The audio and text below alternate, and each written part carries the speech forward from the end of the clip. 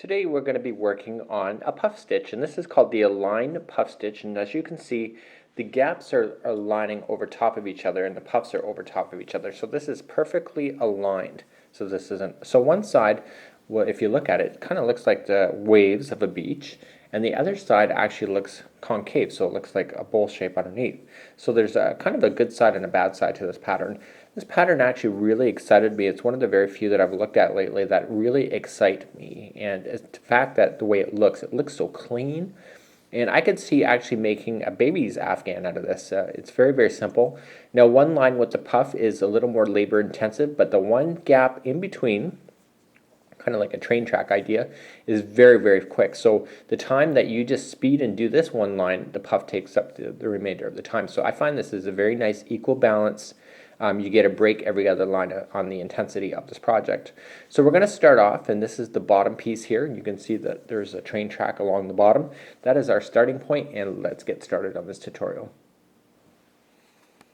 Today I'm using a 4-ply Bernat worsted yarn, and I just use it because it's very cost effective, but I would actually consider maybe a thicker, chunkier material, even a bigger size needle. I'm using a size G today, and it's appropriate for this type of yarn, but if you're going to go with anything thicker, you can go with the bigger type of needle. So this pattern actually works no matter what kind of needle or yarn you're working with. Just make sure the two complement each other.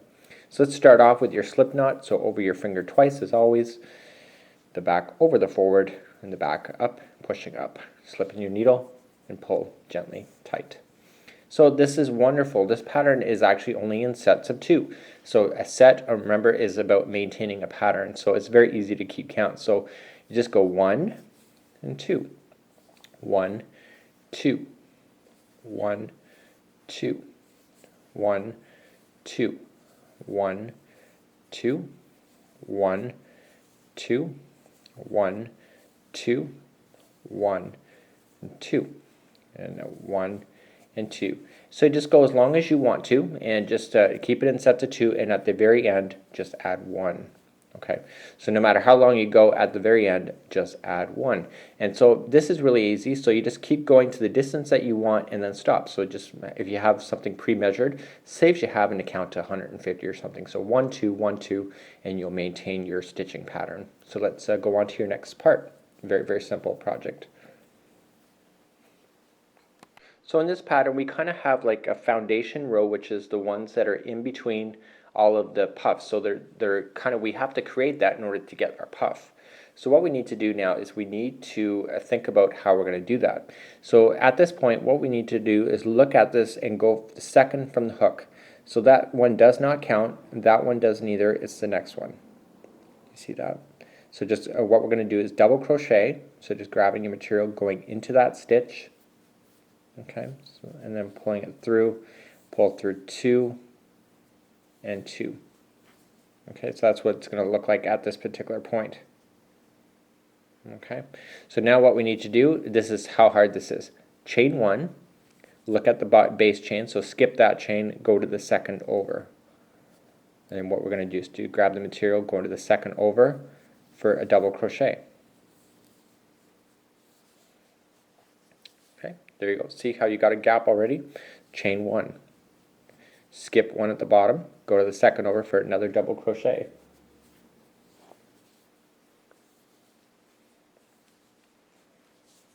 Okay, and then chain 1. So just skip 1 in the bottom, double crochet, and chain 1. Hopefully you're seeing the pattern now. This is as complicated as it gets, ladies and gentlemen. This line I consider the breaking line. This is the one that is the fun line of the two, because this line normally doesn't take any time at all. You'll just buzz along and you'll be all happy. And so every time you get a double crochet done, chain 1. And if you count it properly, then you should end up with your double crochet. And now I just made a mistake because I'm talking to you. So I went right into the next stitch, so let's back out. And so I want to make sure that I skip that stitch at the bottom. So skip. So if you make a mistake, again, just pull it out. Nobody's perfect. But you do want to maintain your consistency, and it will change your pattern. But we are establishing the pattern at this moment, so it's so important that our starting off is right, because once we get into the next lines above, this is so obvious on where you stick your hook. It's just a matter of doing all your counting at this particular starting point. So this is our last one, and we did count right. We're on our last stitch, and as you can see, we have our railroad, and this will get us started. So the next one is the more complicated line of the two, but still very doable. So every time we finish a line that looks like this, what we're going to do is we're going to start our next line with 2 chains. So 1 and 2. So always, always, always. Okay. So now we're going to start our puff stitch, and if you've never done puff stitching, it's no big deal. What we need to do is grab your material, so as if we're going to double crochet, and just go right into the gap. Okay. Go right into the gap, grab the material, pull it through, and now you'll see 3 on your hook. You're going to grab the material and pull through 2, and I say hold. So hold that on your hook. So there's 1 puff stitch. We need 4. It's 4 that you see there. So grabbing the material again, going in to the gap, pulling it through, and now you'll see 2 there that are together. Pull through, and basically we're only semi doing a stitch. We're not completing it all the way through.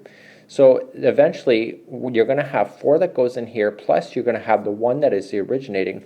So we should have a total of 5 by the time that we get to doing this entire puff. Okay, so we just go in, put your needle in, pull it through, and just pull through the first 2. So now we actually have our 5 on there. So to finish it, we have to pull through. Okay, and now let's secure it. I call it securing, and we're just going to finish it. So just grabbing the material, secured, and now we move on to the next puff. In order to move on, we chain 1. Chain 1. That's how hard that was, ladies and gentlemen. It's so simple. So grabbing the material again, going in to the next gap, pulling it through, pull through 2, and hold. Grabbing the material again into the gap, pulling it through, pull through 2, and hold. We want to do that a total of 4 times, and when you do that 4 times, you'll be left with 5 loops on your hook. And then pull through. So let's pull through all 5. Let's secure it and chain 1. Let's go to the next gap. So grabbing the material into the next. Pull through 2 and hold. Grab the material in and hold.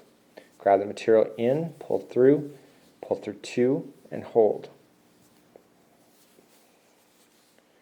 This is how simple this pattern is. Now you have 5 on your hook, grabbing the material, pulling it through all 5.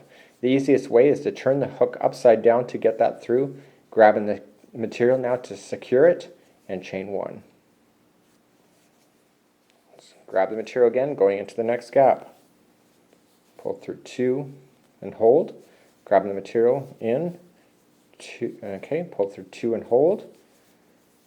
So it's just like a double crochet. We're just not finalizing the last step of the double crochet. We're waiting until we get all 5 loops here on the hook, grabbing the material, turn the thing upside down to slide it through easily. Let's secure it. So grab it and pull through and chain 1.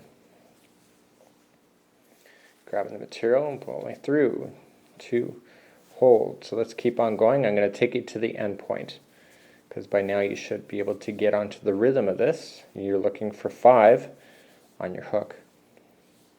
Pulling it through, pull through 2, pulling it to secure it, and then chain 1. Okay, going into the next gap. So just continue. We do this already for the Catherine wheel stitch and many of the stitches where we are putting chains together. Okay, and this is classified as putting 4 together if you've ever seen a pattern like that. So this is all 5 on there, pulling it through. Let's secure it and chain 1. In, pulling it through, in, and hold, and hold, and hold, and hold, and now we got 5. Pulling it through and chain 1. And finally we're on our very last one. So we're going in, pulling it through 2 and hold, in and hold, in and hold, and hold. Now we're on the very last one, so we're not actually finished when we pull this to secure it. So let's secure it shut, done, and we're not going to chain, but what we're going to do is we're going to double crochet into the very last section down here. Go right into the stitch. Okay, do not go into any gaps, and I'll show you that in the next few steps ahead. So just double crochet this, and voila, your pattern is done. So you're thinking, well, why did you double crochet here? Because if you remember, we chained up 2 on this side. So we just want to make sure that both sides are in balance. So let's go to your next step. Now always when we move from the puff stitch to the next line, what we're going to always do is just chain 1 only. So just chain 1, and now we're going to double crochet ourselves into the very first post section here. Okay, so just grabbing the material, going right into there. Do not go into that gap. Okay, you will see a gap. Do not go into that. You need to go right into the stitch. Because if you go into the gap, it'll pull apart your material and it will be very obvious. So just double crochet that shut. Okay, and do you remember what you did before? We just chained 1. Okay, and now we're going to double crochet ourselves into the next gap in between the puffs. Okay, so that's chain 1, going into between the gaps of the puffs. Just double crochet again. See, so now we're creating the train tracks again, and this is the foundation row for the next one. So chain 1, going into the next gap. So this is the easier one of the 2 lines to do, but you can see the other lines is no big deal either. It's just you get a nice break on this one that you just zips across really fast, and we're going to get through this no problem. Okay, now we're going to chain 1, and what we want to do is we want to go right into the last stitch. Okay, we don't want to go into the top of the puff. Okay, we want to go into the last stitch area, and do not go into the gap. You see a gap there, do not go into there. You want to go into an actual stitch for a double crochet.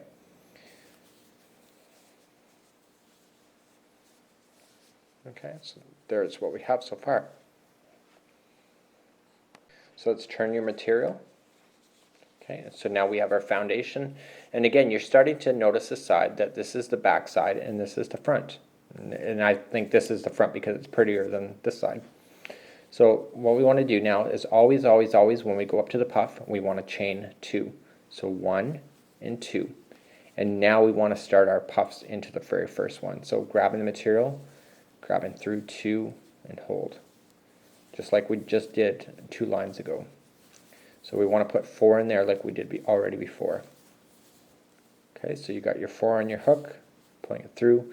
Let's secure it and chain 1. Okay, going into the next gap, and do your puffing, and the puff is consisting of 4, which then will equal 5 loops on your hook because you have your starting one, and pull through, secure it, and chain 1. I wish you could actually feel this material. It's actually really strong. It's one of those, because it's so tightly crocheted together, it doesn't feel as soft, and I think it's because of the yarn I'm choosing as well. But it's definitely one of those that would sit well down on anything. It's got some weight to it, which I like.